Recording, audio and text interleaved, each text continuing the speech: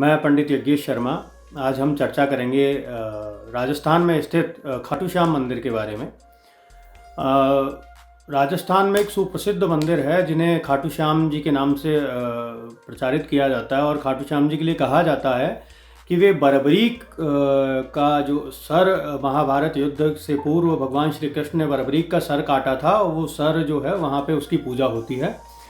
किंतु हमने जब महाभारत का अध्ययन किया तो हमें पता लगा कि भगवान श्री कृष्ण ने बर्बरीक को ऐसा कोई आशीर्वाद नहीं दिया कि भगवान श्री कृष्ण के नाम से बर्बरीक की पूजा हो। भगवान श्री कृष्ण ने बर्बरीक का सर काटा तो बर्बरीक ने भगवान श्री कृष्ण से ये वरदान मांगा कि हे भगवान, जब तक ये युद्ध महाभारत युद्ध हो तो मैं इसे देखना चाहता हूँ, इस धर्म युद्ध को मैं देखना चाहता हूँ, मैं इस धर्म युद्ध का साक्षी बनना चाहता हूँ। तो भगवान श्री कृष्ण ने उसके मस्तक को एक त्रिशूल नुमा त्रिकोणीय लकड़ी के डंडे पर टांग करके और उसे कहा कि आप एक पहाड़ी की चोटी पर रख दिया और उसे कहा कि यहाँ पे आप विराजमान होकर के और संपूर्ण धर्म युद्ध को देखिए और आप इसके साक्षी बनिए। भगवान श्री कृष्ण ने उन्हें वरदान दिया कि आप जब तक ये युद्ध धर्म युद्ध रहेगा तब तक आप जीवित रहेंगे, आपका ये जो मस्तक है ये जीवित रहेगा, आपके मस्तिष्क और मस्तक वाले जो अंग है ये कार्य करते रहेंगे। किंतु राजस्थान में ही नहीं अपितु संपूर्ण भारतवर्ष में कुछ समय से खाटू श्याम जी को अधिक माना जा रहा है और उसके कारण बहुत अधिक प्रचलित होने के कारण कुछ झूठी अफवाहें, झूठी कहानियां बाजार में फैला करके और लोगों को भ्रमित किया जा रहा है। जहाँ तक शास्त्र किसी भी देवी या देवता को पूजने के लिए शास्त्रीय विषय, शास्त्रीय पक्ष को देखना अति आवश्यक होता है। हम बिना किसी शास्त्रीय पक्ष को जाने कुछ कहानियों के सहारे किसी भी देवी या देवता को नहीं पूज सकते हैं। मैं अधिक कथा को इस खाटू श्याम जी की उत्पत्ति की कथा को विस्तार नहीं दूंगा, किंतु मैं एक छोटा सा इसमें जो विषय इस मंदिर के प्राकट्य और ये जो विग्रह है ये श्री शालिग्राम विग्रह है और इस शालिग्राम विग्रह का प्राकट्य इस जो अभी पूजित हैं इस मंदिर के स्थान पर कब हुआ, इसके बारे में छोटा सा आपको एक कथा बता देता हूँ। एक प्रकाश डालना चाहूँगा इस विषय पर कि एक गाय राजा की, वहाँ के जो दीवान थे, और राजा या दीवान हम कुछ भी कह सकते हैं, उस समय में जो वो थे जागीरदार, तो उनकी गाय हुआ करती थी जो चरने जाया करती थी, चारा खाने जाया करती थी और वहाँ पर जिस स्थान पर अभी ये मंदिर है वहाँ पर जाकर के उसका दूध निकल जाया करता था। तो ये पूर्व में कोई मंदिर जो भूस्खलन के दौरान अंदर भूगर्भित हो गया था, वहाँ पे श्री शालिग्राम भगवान जो है उपस्थित थे और उन्हें जो है गाय दूध का भोग लगाती थी। और राजा को जब ये पता लगा कि गाय का कोई दूध दोह लेता है तो राजा ने जांच करवाई तो पता लगा कि यहाँ पे आकर के गाय का दूध उसके थन से अपने आप जो है निकलने लगता है।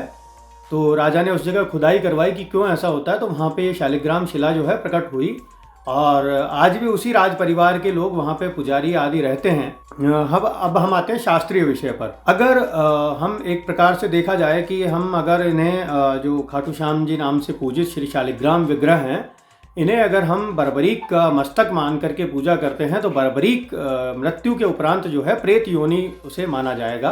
तो भगवान श्री कृष्ण जो है भगवत गीता में स्वयं कहते हैं कि जो जिस प्रकार की उपासनाएं करता है उसी योनि को प्राप्त होता है। लेकिन भगवान श्री कृष्ण ऐसा कहते हैं भगवत गीता में कि जो जिस योनि में जो जिस प्रकार की साधनाएं या पूजा करता है वो उसी योनि को प्राप्त होता है। तो प्रेतों की पूजा का भगवान श्री कृष्ण ने स्वयं निषेध किया है। भगवान श्री कृष्ण कहते हैं सभी धर्मों को त्याग करके हे अर्जुन तू केवल मेरी शरण में आ जा, अर्थात परब्रह्म की शरण में आ जा।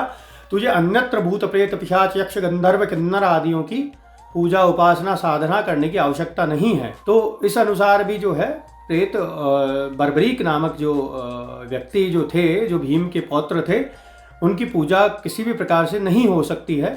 भगवान श्री कृष्ण ने महाभारत में कोई भी आशीर्वाद उन्हें नहीं दिया है, फिर भी लोग जो है शालिग्राम विग्रह को शालिग्राम विग्रह ना मान करके और खाटू श्याम जी मतलब जो हम जिसे कहते हैं कि बर्बरीक का मस्तक मान करके उसकी पूजा करते हैं। शालिग्राम शिला का जहाँ पे भी 7 समय आरती पूजा राग भोग होता है वहाँ पर शालिग्राम शिला जो है प्रत्यक्ष नारायण का स्वरूप हो जाती हैं और वो उनके चमत्कार आप कहीं भी देख सकते हैं जहाँ पे 7 समय की ठाकुर जी की पूजा आदि होती है।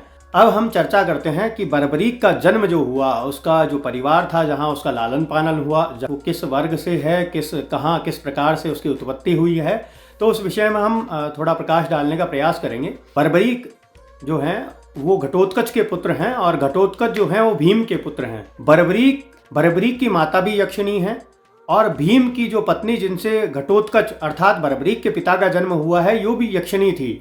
तो यक्षिणियों के कुल में बर्बरीक जो हैं वो भीम के पौत्र अवश्य हैं, किंतु वो एक प्रकार से वर्ण संकर हैं, वो एक संकर प्रजाति है। तो उसकी साधना पूजा उसे उस परिवार में रहने के योग्य भी महाभारत काल में नहीं माना गया है, तो उसकी पूजा भीम के समान भी नहीं की जा सकती है, ये आप समझने का प्रयास करें। हमारा कहने का तात्पर्य इतना ही है कि भ्रमित ना हो, महाभारत का अध्ययन करें। जिन्हें शंका हो और जो स्वयं का कल्याण चाहते हैं वो बर्बरीक की पूजा ना करके महाभारत का अध्ययन करें और महाभारत का अध्ययन करके और देखें कि क्या बर्बरीक की पूजा हो सकती है, क्या भगवान श्री कृष्ण ने उसे आशीर्वाद दिया है कि ऐसा कि तुम बर्बरीक जाओ, तुम मेरे नाम से कलयुग में पूजित होगे। आप शोध करें, केवल टेलीविज़न और कुछ लोगों द्वारा लिखित पुस्तकों को पढ़ करके और उन पर विश्वास ना करें। मूल ग्रंथ जो है, जिस मूल ग्रंथ में उस पूरी कथानक का विवरण है, जहाँ पे वो जो महाभारत पुराण है, जहाँ से इन सब विषयों को आप देख सकते हैं, इन सब विषयों की सत्यता जान सकते हैं, उन ग्रंथों का अध्ययन करें। मैं ये नहीं कहता कि उस महाभारत के 6 भाग महाभारत को, इतनी बड़ी पुस्तक को आप पूरी पढ़ें, क्योंकि आजकल लोगों के पास समय नहीं होता है, किंतु मैं इतना अवश्य कहना चाहूँगा उस विषय, जहाँ पर वो विषय और वो प्रकरण है, उसे अवश्य देखें और लोगों में भ्रम ना फैलाएं और जिस प्रकार की साधनाएं पूजाएं शास्त्रोक्त हैं वही कृपया करें। हर हर महादेव। नमस्कार।